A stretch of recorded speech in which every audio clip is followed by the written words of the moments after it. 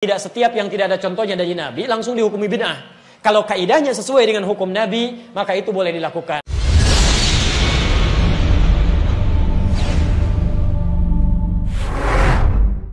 Jadi kalau ada yang sesuatu yang tidak menyesatkan, itu bukan bid'ah namanya.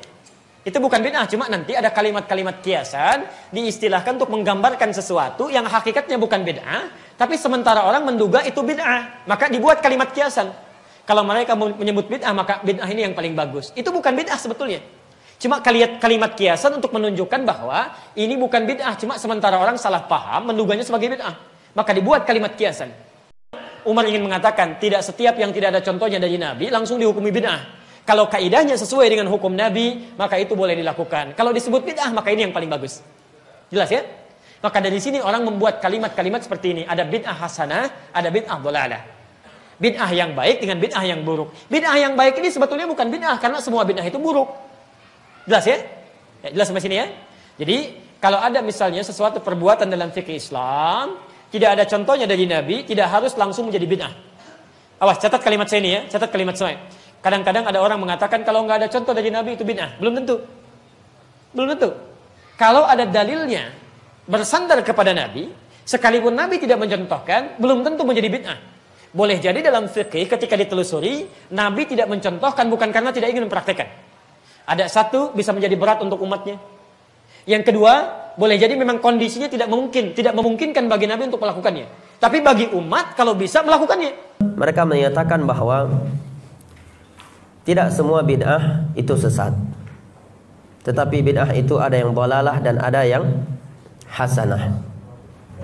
Maka kita jawab dengan beberapa jawaban. Yang pertama, kalau memang demikian, berarti saudara tidak perlu baper, tidak perlu marah, tidak perlu sensitif tatkala dibahas pembahasan bid'ah. Karena ini maksud dengan pembahasan tersebut adalah bid'ah yang dhalalah. Kalau saudara kan ahlul bid'ah yang hasanah, sehingga nggak perlu marah. Ya, boleh dong sesekali kami panggil ya ahlul bid'ah al hasanah. Kan nggak tercela, ya kan? Dan tidak perlu sensitif terhadap pembahasan bid'ah kalau demikian. Iya, karena saudara berada di dalam bid'ah hasanah, sementara yang sedang dibahas adalah bid'ah yang dhalalah. Dan boleh dong sesekali saya panggil, wahai saudaraku, ya pelaku bid'ah hasanah, dan tidak perlu marah kalau memang demikian. Yang kedua, di antara mereka ada yang seakan-akan ingin mengalahkan Nabi SAW dan para sahabatnya serta ulama Islam terkait ilmu nahu. Kata mereka, kalimat kullu bid'atin dhalalah tidak menunjukkan semuanya. Padahal kalau kita belajar usulul fiqh, kul ini min aqwa, bahkan aqwa siyaghil umum, adalah konteks umum yang paling kuat. Ya. Apabila sudah disebutkan kalimat kul, maka mencakup segala jenisnya, kecuali ada pengecualian setelahnya. Contohnya dalam firman Allah, tudammiru kulla syai'in, telah menghancurkan segala sesuatu. Ya. Dalam surat Al-Ahqaf, ketika Allah menerangkan azabnya kepada umat-umat terdahulu. Kalimat sesuatu di sini, segala sesuatu di sini mencakup segala sesuatu. Tetapi di sini ada pengecualian dari sisi qarinah, bahwa tidak masuk dalam syai' di sini adalah langit dan bumi di masa itu. Ya.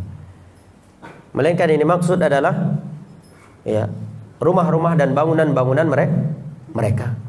Tetapi kata Imam Asy-Syatibi, hadis-hadis yang menerangkan bahaya bid'ah, ketika Nabi memvonis semuanya bid'ah, tidak ada satupun hadis yang mengecualikannya.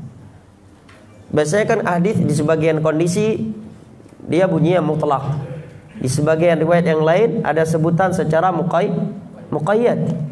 Maka bisa kita katakan yang mutlak di sini dibawa kepada yang muqayyad. Ini tidak ada, kata Imam Asy-Syatibi. Nah, yang ketiga atau yang kedua, kata Syekh Utsaimin, ketika ada orang yang menyatakan bahwa ada bid'ah yang hasanah, ini ada dua kemungkinan. Yang pertama, yang ia katakan itu bid'ah hasanah memang sama sekali bukan bid'ah, tetapi justru sesuatu yang dianjurkan.